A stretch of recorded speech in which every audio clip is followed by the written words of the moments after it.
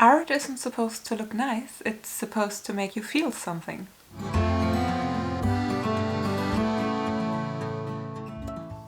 Hi and very welcome. My name is Mary, this is my channel Lumi Level Up, and I'm a luxury lover on an average income trying to be more mindful with my money. I guess today I might have quite some viewers that are at my channel for the very first time, since this is a collaboration with the great Autumn Beckman. If you came over from her channel, a very warm welcome. I've been watching Autumn's videos since forever. Her personality as well as her channel topic luxury living on a budget was such a huge inspiration for me to start my own channel, and I hope if you like Autumn's content that you might have fun here on my channel as well. Our collaboration topic are the 3 best and worst artist design house collaborations or collections. So 3 we love the most and the 3 we like the least. Which is a very suitable topic for both of us, because probably you know that Autumn herself is a lot into art and an artist herself. And what most of my viewers probably do not already know, because I only mentioned it one time in one video on my channel by now, I'm quite passionate about art. I studied art history and I do have a bachelor's degree in it, even though my profession now has not really anything to do with art at all. I do have some friends that are artists themselves, and most of them state that art is a thing you can't learn. You can't study and you can't just go to university and learn about the theory and then consider yourself as an artist. And I agree. But art history, as the name suggests, is about the history, the correlations, and art as a mirror of society and events.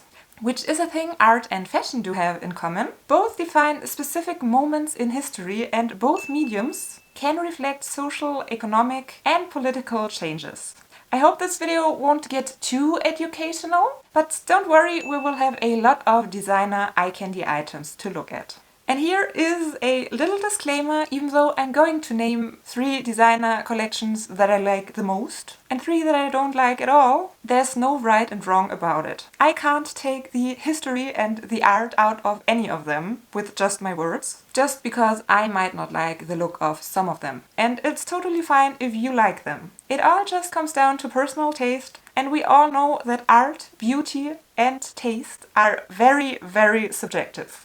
So just because I don't like something for whatever reason doesn't mean it isn't great art and that it couldn't be the greatest artist collaboration for anyone else.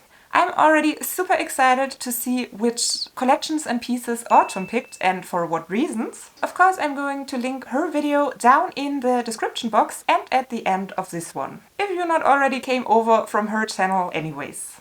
I'm going best worst alternately to have some more variety. And I'll start with the best, so a favorite of mine. 3rd place of my most loved designer collaborations, Sprouse at Louis Vuitton. Sprouse was an American artist and a edgy fashion designer himself. He passed away in 2004, so the collaboration with Louis Vuitton technically is not really a collaboration but more of a post-mortem homage by Marc Jacobs to Sprouse in 2006 and 2008. Using Sprouse's graffiti leopard images on handbags, shoes and accessories, and the Louis Vuitton Paris lettering in the Sprouse graffiti style over the classic monogram canvas. I think best known is the hot pink and the neon green, and the handsome naked man we see here is no other than the fashion designer Marc Jacobs himself. I love the design on most likely every piece of this collection. I especially love the ones with the roses as well. I wish I had a bag from that collection, but I was not already buying Louis Vuitton back then, and these pieces are really pricey now. So I don't know if I ever will add one to my collection. I do have at least one piece, a tiny one, the leopard bandeau with the pink graffiti. Mine would need some gentle ironing. And I'm twinning here with Autumn. She has that piece as well and a stunning pochette accessoire, so I'm a little bit jealous here. On a somewhat more critical note, I think for Steven Sprouse himself, this collection was the best thing and the worst thing that could have happened, because his name and his work got so much more widespread known, and still is till this day. But for many, they just know the Louis Vuitton collection. And that's all that comes to their mind when they hear the name Steven Sprouse. And even when you Google it, most of the images that pop up are just the pieces from the Louis Vuitton collections. And I don't think that does enough tribute to his work as an artist on his own. Going on with a least liked artist-designer collaboration, which yet again is not really a collaboration, but another homage. It's Yves Saint Laurent's take on Piet Mondrian's paintings. Piet Mondrian was a Dutch artist living at the times when modern art rised. He started out with Impressionism, went to Paris, met Pablo Picasso, got into Cubism, and since the 1920s started to create the paintings he's still best known for till these days, which are strictly geometric black grids, rectangular shapes, and the use of primary colors only. In 1965, Yves Saint Laurent created 26 dresses inspired by Piet Mondrian's abstract paintings. And it's not that I hate the look, don't get me wrong. And I'm not trying to say that this collection didn't write fashion history. But to say it bluntly, to me it just feels a little bit lazy. Putting these already existing pattern and designs of an artist on 26 dresses that all are very similar to each other and then call it a Yves Saint Laurent collection. But I'm not an expert, I'm not that deep into 60s fashion. I'm looking at it with the oversaturated eyes of today, so maybe the silhouette of these dresses was something completely new and innovative back then. It's just I had to pick 3 least loved designer-artist collaborations, and this one immediately came to my mind. Favorite number 2, and I can't narrow it down to one collection or one artist only. It's more of a whole concept at the design house of Dior, the Dior Lady Art project, where the fashion house of Dior invited several artists to put their own spin on the iconic Lady Dior handbag and redesign that bag as an expression of their art. Basically using the shape of that bag as their canvas. And I can't just pick one as an example for this video, because there are so many great ones. The whole concept is just so great to me, and these Lady Dior bags are actual pieces of art. Even just from the first look, even if you know nothing about art at all, and you don't know each and every artist of this project to begin with, but if one of these bags especially catches your eye and you read into the artist and you understand the connection between that bag design for this Dior project and the artist, it's really amazing. If you are anyhow interested in art and handbags, which you probably are when you are watching my videos, I would highly recommend to check out these Lady Dior artist bags. I know that Louis Vuitton has a quite similar concept with the Arty Capucines. Amelia from Amelia Rose's Closet has a stunning one from the 2021 collection from the Chinese artist Huan Yuxing. I asked my friend Danny how to properly pronounce it, but probably butchered it anyways. So sorry to all my Chinese friends watching. Amelia's bag was the first one I ever saw on a real person, not just promotion pictures, and it is incredibly stunning for sure. But as far as I know, Louis Vuitton started their project only in 2019, while Dior had their first take on that idea already in 2016. Don't quote me on that, but so I give way more credit for the idea to Dior than to LV. And on top of that, I think it's way more special to choose your most iconic bag for such a project, which for Dior obviously is the Lady Dior. Louis Vuitton did choose the Capucine, which they are trying to establish as a bag icon for the brand. It is one of their very high-priced bags for sure, but it has only been invented in 2013. And in terms of brand history, I don't think it has as much meaning as the Speedy or the Alma. That's why the Dior Lady Art project made it on my list of favorites and not the Arty Capucines. Least liked artist collaboration, second place. This is going to be a controversial one, because I know so many love it like crazy.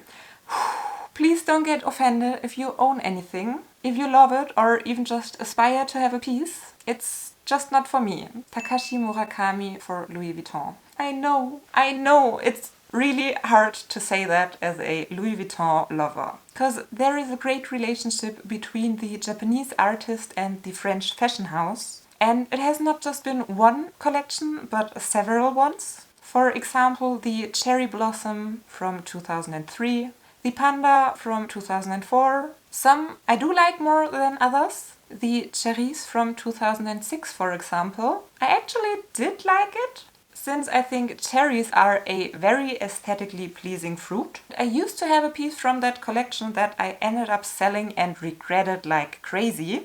But even when I had it, I would have preferred that piece without the faces on the cherries. Don't come for me. Takashi Murakami's art is just not my cup of tea, and his collaborations with Louis Vuitton reassemble elements of his art. It's too cartoony, too playful, too colorful for me.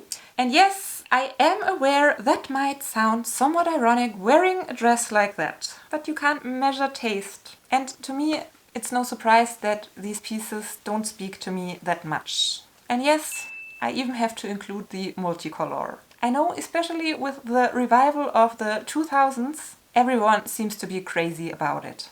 But when these pieces initially dropped, I was far from being able to afford them, and everything I saw back then from that collection were really cheap, poorly made knockoffs, and that impression just kinda stuck with my mind.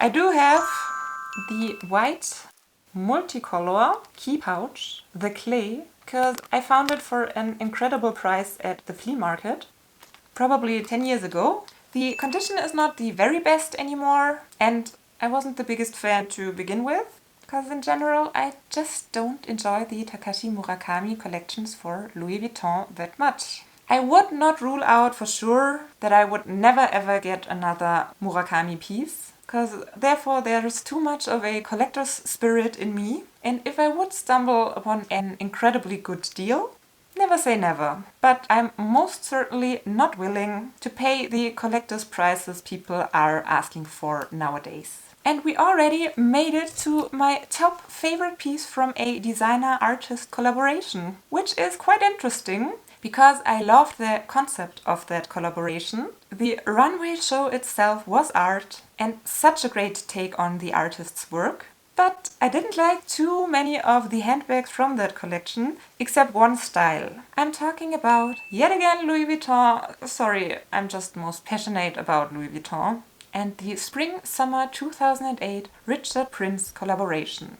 Richard Prince as an artist is not just known for his nurse paintings, but with their kinky, violent, kinda shocking style, they are very impressive and very well known for his oeuvre. The Louis Vuitton fashion show picked up elements of that, with the models wearing face masks and nursing hats, and the overall concept for that collaboration. I loved that. But most of the bags from that collection are just way too loud for my liking. Too much going on with patterns and colors and materials, and the bags only, they would probably even qualify for another most hated artist collaboration. But that collection as well included one of my holy grail handbags. The Louis Vuitton Watercolor Speedy. This design exists in a dark brown with the monogram pattern in aquarelle pink and in white. And I love that white bag like crazy. It's probably my absolute favorite take on Louis Vuitton monogram so far. Unfortunately, I don't own a piece from that collection, or that dream piece of the collection, the Speedy. And unfortunately, I'm not the only one that is amazed by the beauty of that piece. That's why the resale prices tend to be very high. Unfortunately, too high for me to go for it. Because I know I wouldn't even use that bag a lot, because I like it the most with the vachetta leather as light as possible, so not that much patina on it. And I would probably just freak out whenever I wear that bag. So I just admire it from afar, but deeply in love. My friend Jane Church here on YouTube, she has that stunning bag, and I have to admit I am somewhat jealous. and finishing this video with my most hated designer collaboration till this day. If you love it, if you have a piece, yet again, it's nothing against you. And from a art historical standpoint, actually I have to admit that it's very well done. Indeed, it's genius, because it is exactly what the artist stands for. I'm talking about the Jeff Koons Masters collections, which show masterpieces of art history on canvas bags, paintings like the Mona Lisa or art of Claude Monet, Paul Gauguin and Edouard Manet, with colorful leather handles and huge striking golden lettering. To me, these bags are the epitome of kitsch. So ugly, so tacky, so over-the-top kitschy. Yet again, I know some would say exactly that about my dress. And that's what makes it so genius. Cause Jeff Koons himself is the master of kitsch. His best known art is pure kitsch. He takes everyday objects and turns them in an ironic way into art. With huge success, both prestige-wise and financially. I'm not that deep into the art scene anymore as I used to be since I left university, but in May 2019, one of his sculptures, Rabbit, was sold for 91 million US dollar, which made it the most expensive piece of art that was ever sold of a still living artist. So if you as well think these bags are tacky and ugly and kitschy, you're probably right, and they are supposed to be. That's why I don't like the look of them, and I would never want to own one or wear one.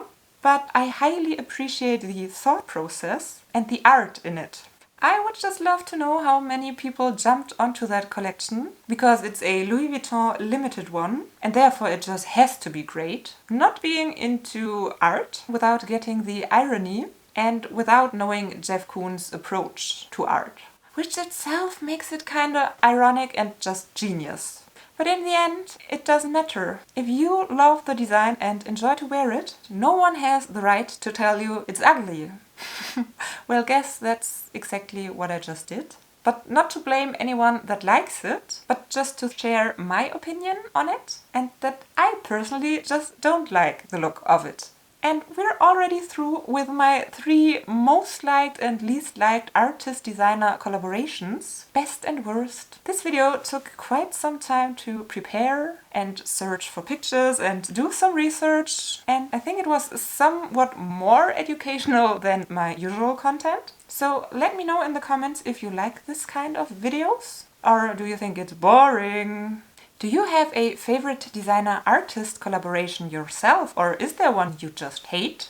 If you're here for the first time, take your time, take a look around, watch some other videos, see if you like it here. I'm on an average income, I love to hunt for designer bargains, and in general I'm trying to be more mindful with my money and shop a little bit less, which I'm usually struggling with quite a lot. If you did not already come over from Autumn Beckman's channel, make sure to watch her video next, cause I can't wait to hear her thoughts and see which collections and pieces she chose. Thank you so much for watching, hope to see you next time, and bye! Which is a thing.